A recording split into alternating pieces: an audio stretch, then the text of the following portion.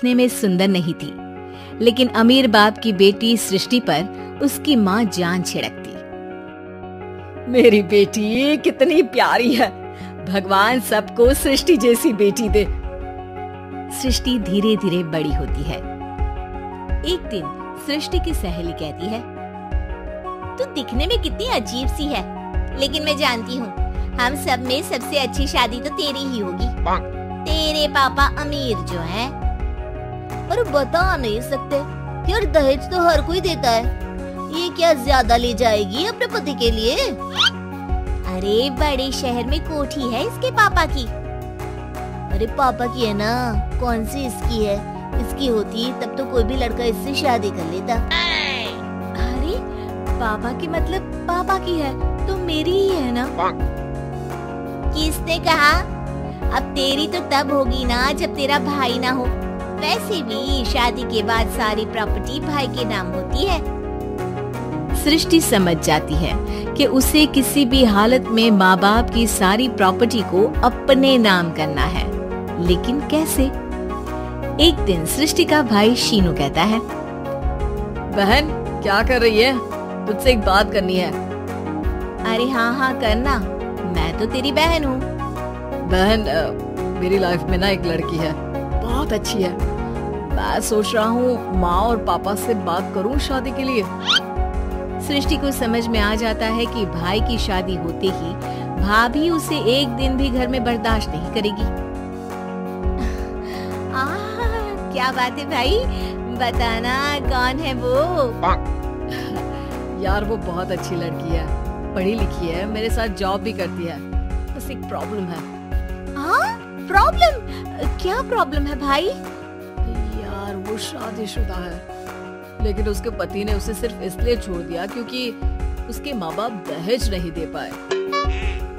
सृष्टि ये सुनकर न जाने क्यों खुश हो जाती है।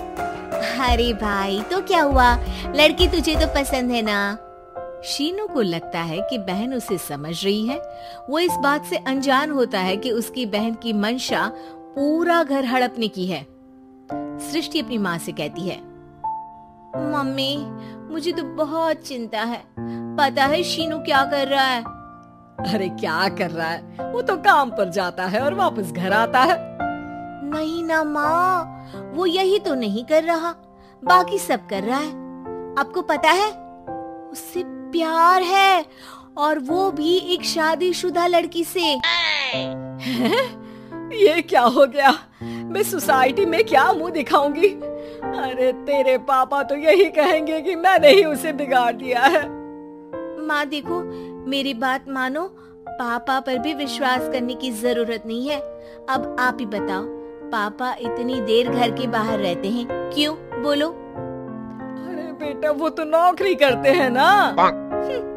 तू बहुत भोली है माँ, पापा का ऑफिस तो 7 बजे खत्म हो जाता है, लेकिन देखो कितनी देर से आते हैं। अरे नहीं बेटा, ऐसी कोई बात नहीं है।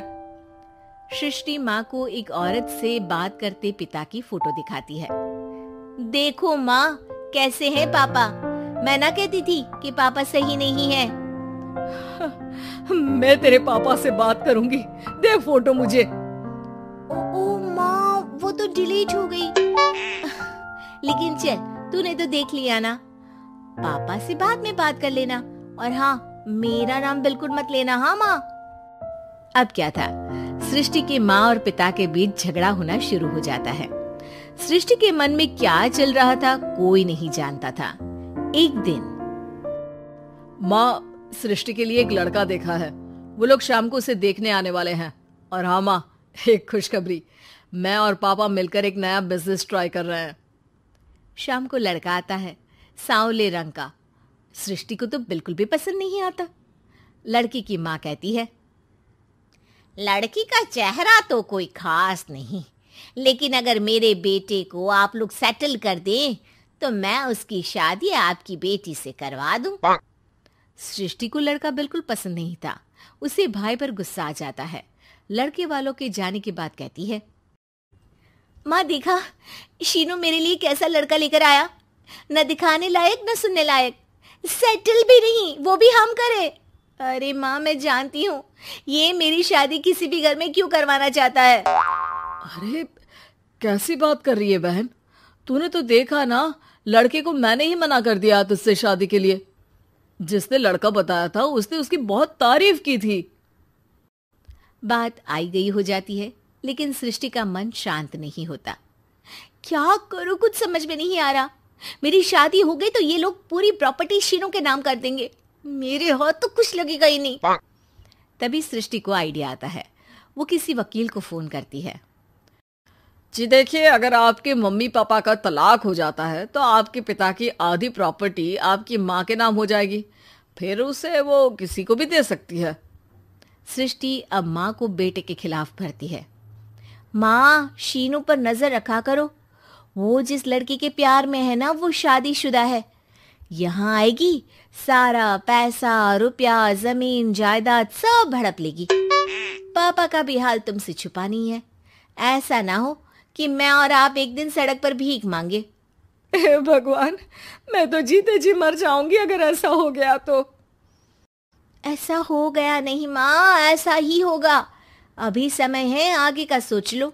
मैं तो कहती हूँ पापा से आधी प्रॉपर्टी लेकर अलग हो जाओ।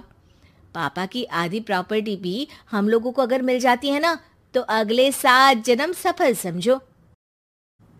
बेचारी माँ बेटी के कहने पर पति से तलाक लेकर अलग हो जाती है। सृष्टि अब पैसों से गाड़ी और अपने दूसरे महंगे शौक पूरे करने लगी।